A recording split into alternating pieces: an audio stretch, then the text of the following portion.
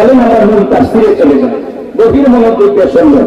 আল্লাহ কি বলতেছেন? ইন্নাল্লাযীনা ক্বালু রাব্বুনাল্লাহ, নিশ্চয় যারা বলে আমি তাদের রব, সুম্মা ইসতাকামু, এই কথার উপরে যারা ইস্তেকামাত থাকে, আল্লাহ আমার রব, তিনি আমার সব। কথা বলেন ঠিক কিনা? আল্লাহ আমার রব, এই কথার উপরে ইস্তেকামাত থাকতে হলে, এই কথার উপরে অবিচল অচল থাকতে হলে আপনার উপরে নানা ধরনের বাধা আসবে। কথা বলেন ঠিক কিনা? ভালো করে বোঝার চেষ্টা করবেন। আপনাদের এলাকায় রাস্তা আছে না বাবা? এই রাস্তার দুই ধার দিয়ে গাছ লাগানো থাকে কিনা? জোরে বলেন, কথা বলেন। এতগুলো মানুষ যদি আওয়াজ বানাতে আওয়াজ করে শান্তি পাওয়া যাবে? আপনারা এদিক খেয়াল করেন, কথা বলে একটু সহযোগিতা দিলে আমার গতি বাড়ে। আর আপনাদের আওয়াজ বলে দিবে নরম চলবে না গরম চলবে, একটু আওয়াজ দিয়ে সহযোগিতা করবেন। রাস্তার দুই ধার দিয়ে গাছ থাকে কিনা? যখন হাইওয়ে আসে নারিকিস, হুসুর, সনি, ফনি, মিক্সাও, মিথি, এই যে নানান ধরনের ঘূর্ণিঝড় আসে কিনা বলো? যখন দেখবেন ঝড় তুফান হয়, ঘূর্ণিঝড় হয়ে যায়, সাইক্লোন হয়ে যায়, এরপরে দেখবেন কিছু গাছ গাছালি ভেঙে রাস্তার উপরে পড়ে থাকে কিনা? আবার কিছু গাছ মজবুত ভাবে শিকড় নিয়ে দাঁড়িয়েছে। কথা বলেন ঠিক কিনা? এর নাম হলো সুম্মা ইসতাকামু, ইস্তেকামাত থাকা, দৃঢ় থাকা, মজবুত থাকা। কথা বলেন ঠিক কিনা? আপনি যখন বলবেন আল্লাহ আমার রব, এই কথার উপরে টিকে থাকতে হলে আপনার উপরে মামলা আসবে, হামলা আসবে, নির্যাতন আসবে, জুলুম আসবে, ঘর ছাড়া করবে, বাড়ি ছাড়া করবে, পেট ছাড়া করবে, হাজার নির্যাতন জুলুম সহ্য করে আপনাকে টিকে থাকতে হবে। আর এই কথার উপরে আল্লাহ আমার রব, তিনি আমার সব, আল্লাহ ছাড়া দুনিয়ার কারো কাছে মাথা নত করা যাবে না।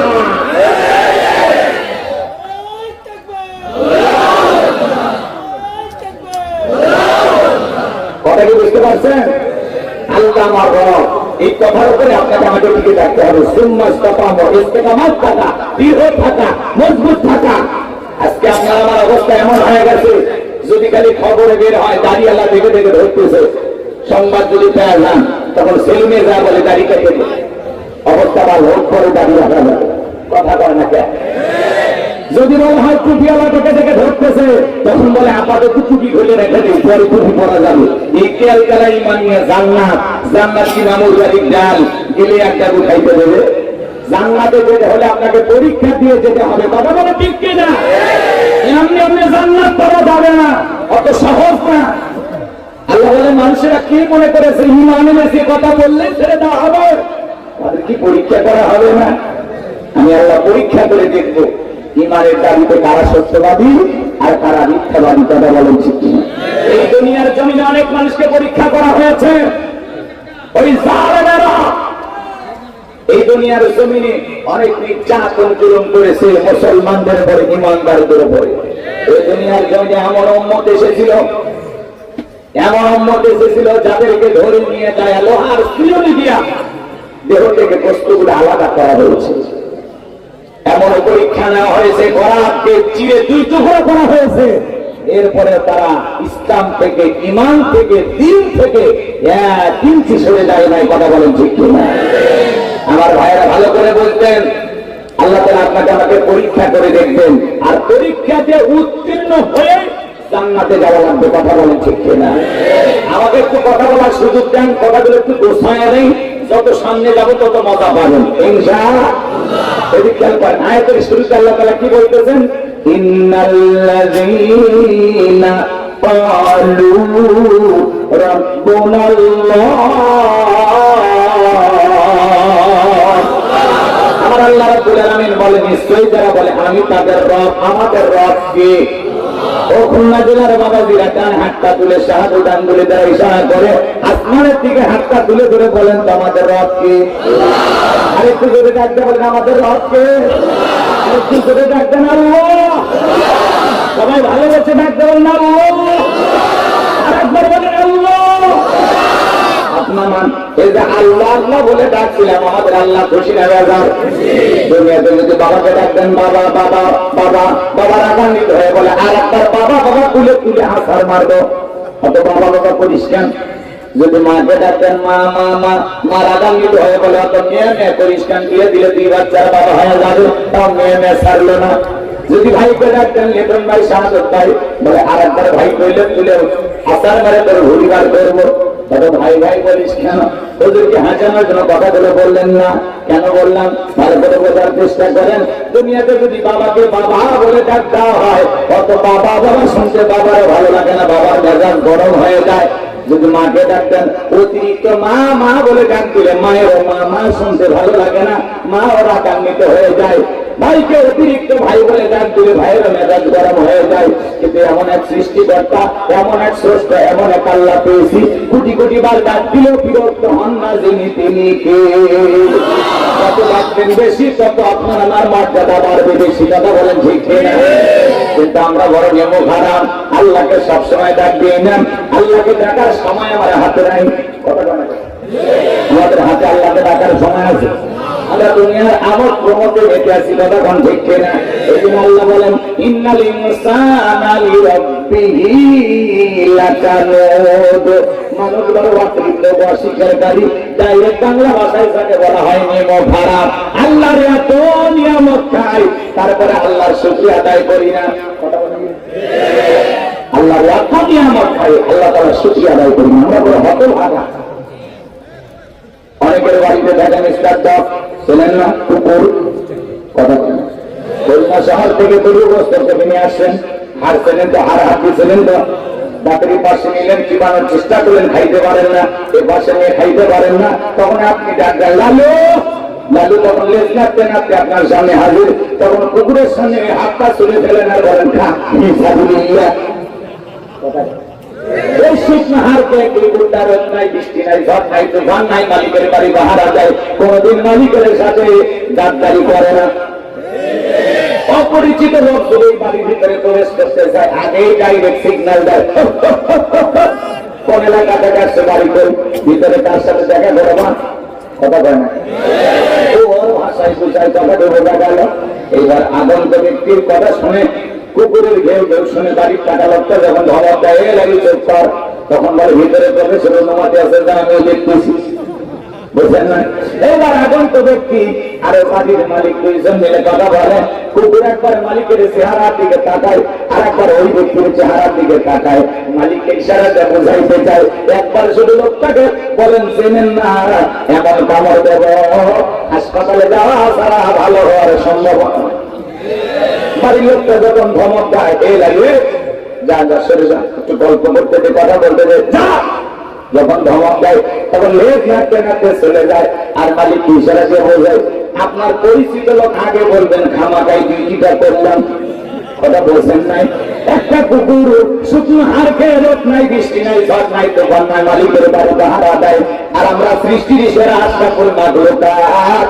আল্লাহ বলেন কুনতুম খায়রা উম্মাতিন উখরিজাত লিন-নাস, তোমাদেরকে উত্তম জাতি বানাইলাম, বিবি বানাইলাম। ওয়ালাকাদ কাররামনা বানি আদম, মর্যাদার দিকে আল্লাহ পাক আপনাকে আমাকে শ্রেষ্ঠত্ব দান করলেন, সম্মানের দিকে সবার উপরে সম্মান দিলেন। এরপরে আমরা এত সম্মানিত হওয়ার পরে আল্লাহর পরিপূর্ণ গোলাম হতে পারলাম না, এটা আমাদের জন্য বড় দুঃখের বিষয়। কথা বলেন ঠিক না? এত নিয়ামত চাই, পৃথিবীতে যা কিছু দেখেন সবকিছু আল্লাহ সৃষ্টি করেছেন আপনার আমার জন্য।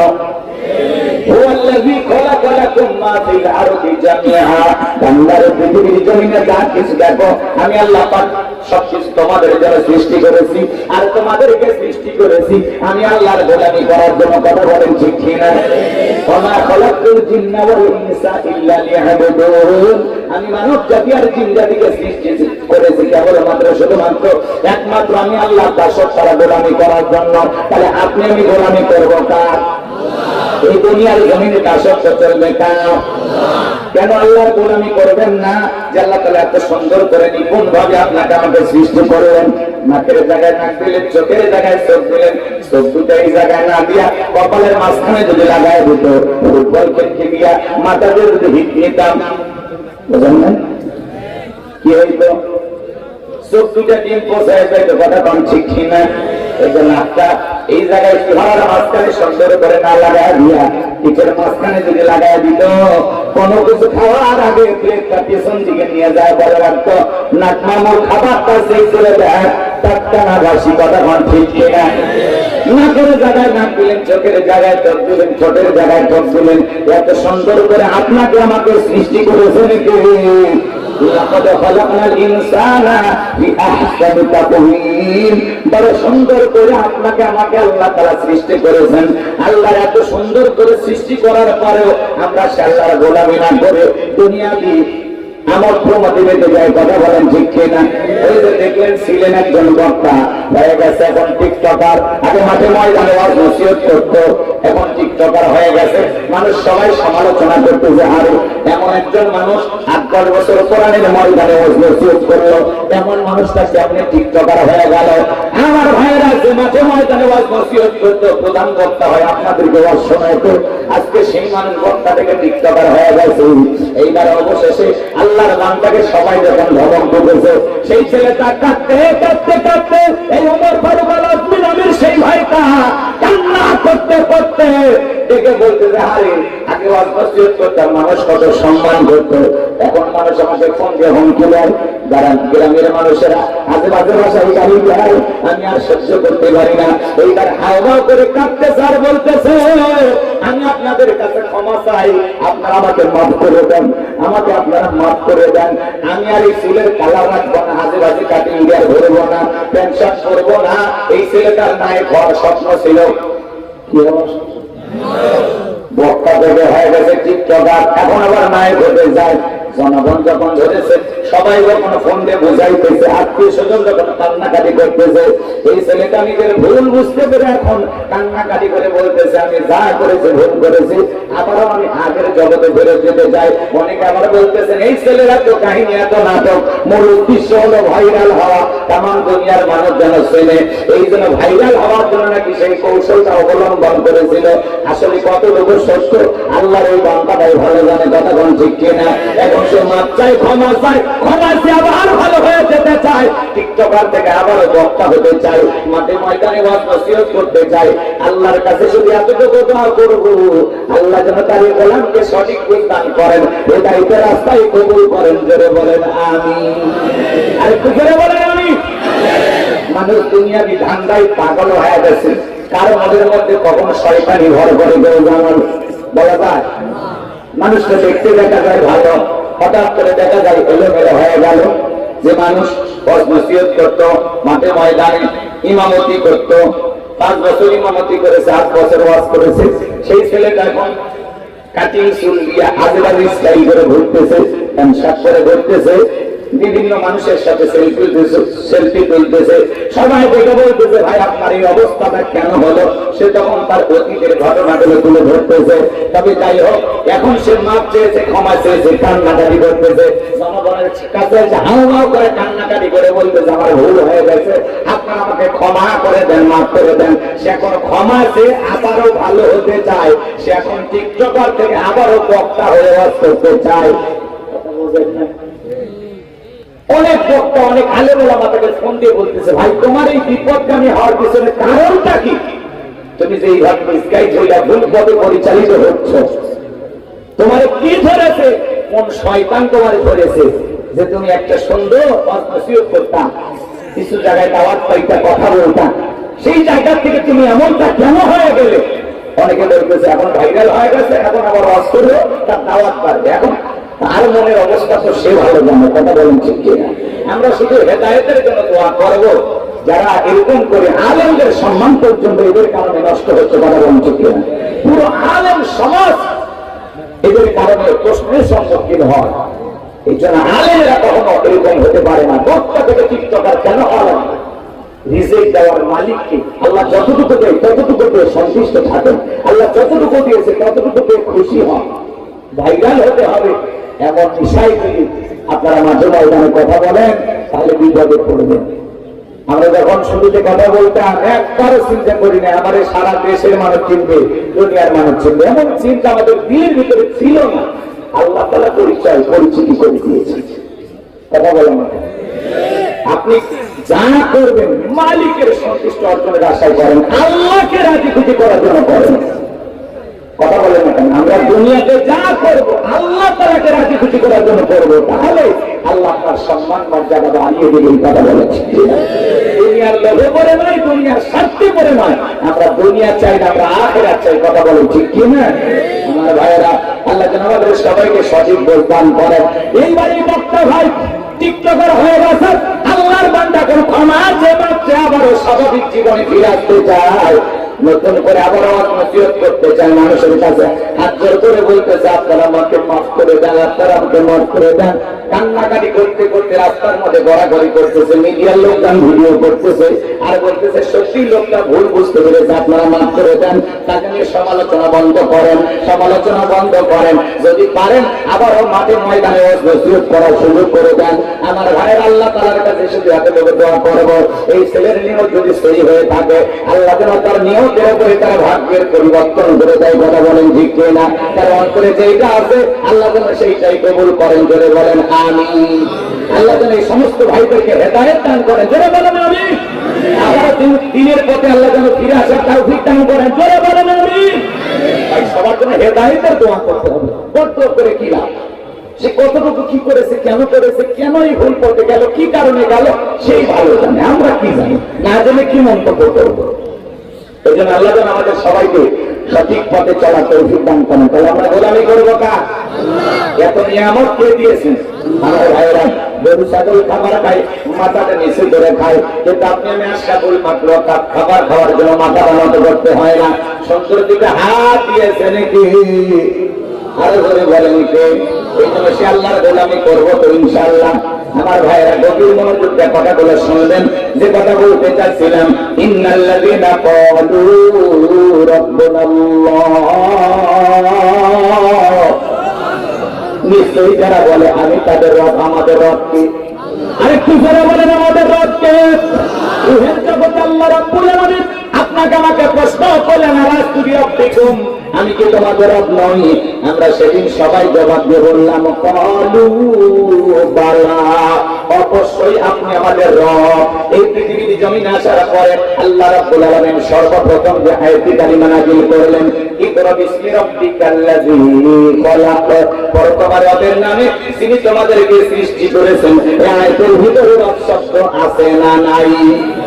আমার ভাইয়েরা, সেই রবের শিক্ষা দেওয়া হয় কোথায়? মসজিদ, মাদ্রাসায় নাকি স্কুল কলেজে? মাদ্রাসায়। কথা বলেন ঠিক কিনা? আমার ভাইরা দেখবেন ছোট ছোট বাচ্চারা মাদ্রাসায় পড়ে, কি সুন্দর পরিবর্তন। হারে ছোট্ট বাচ্চা বসে বসে পেশাব করে, ওস্তাদ বলেছে বাবা দাঁড়িয়ে পেশাব করা হারাম।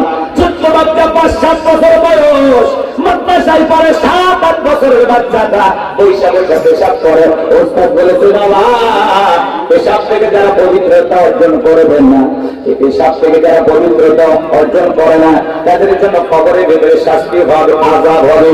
কবরের ভিতরে যারা পেশাব থেকে পবিত্রতা অর্জন করে না তাদের জন্য কি হবে? আযাব হবে, শাস্তি হবে। কথা বলেন ঠিক কিনা? ছোট্ট বাচ্চা পেশাব করে ভেলাগুলো ব্যবহার করে, পেশাব করে কিছু নাই পানি নাই নাকি ব্যবহার করে। ছোট্ট বাচ্চা বাড়িতে জামাকে সালাম দেয়, বাবাকে সালাম দেয়, আত্মীয় স্বজনকে দেখে সালাম দেয়। একটা ছোট্ট বাচ্চা মাদ্রাসায় করে কি সুন্দর চেহারা, দেখে মায়া লাগে, পরিবর্তন হয়ে যায়। ছোট্ট বাচ্চারা কত সুন্দর ভালো ব্যবহার, আর কত ছেলে স্কুলে পড়াশোনা করে, একটা পেছনে চলে আসে পেশাব করতেছে আর পেশাবকে রাস্তার মধ্যে লিখতেছে। একজনের জিজ্ঞাসা করলাম বাবা কোন ক্লাসে পড়ে? ক্লাস 3-তে। পেশাব করতেছে, লিখতেছে, ব্যাপারটা কি? বলে হুজুর প্রাইমারি পেশাব শোনা যায় থেকে আমার সারিকা ইদারে থেকে পেশাব করে, যেমন দেখতেছে তেমন শিখতেছে। কথা বলেন ঠিক কিনা? সন্তানকে যদি মানুষের মতো মানুষ বানাইতে চান, মাদ্রাসায় পড়ানো ছাড়া বিকল্প কোনো রাস্তা খোলা নাই। কথা বলেন ঠিক কিনা? কত ছেলে কলেজে পড়াশোনা করে, পালসার গাড়ি নিয়ে ঘোরাফেরা করে, রাস্তার মধ্যে গাড়িটা ব্রেক করে সেন্টার টান দিয়া কুকুরের মতো করে থেকে পেশাব করে, বসেও না। কথা বলেন ভাই, আছে না? আজ পর্যন্ত কোন হুজুরকে ভাবে দেখেছিলেন? কথা ভুলেন না কেন? এই জন্য মাদ্রাসায় সন্তানকে পড়াইলে সে মানুষের মতো মানুষ হবে।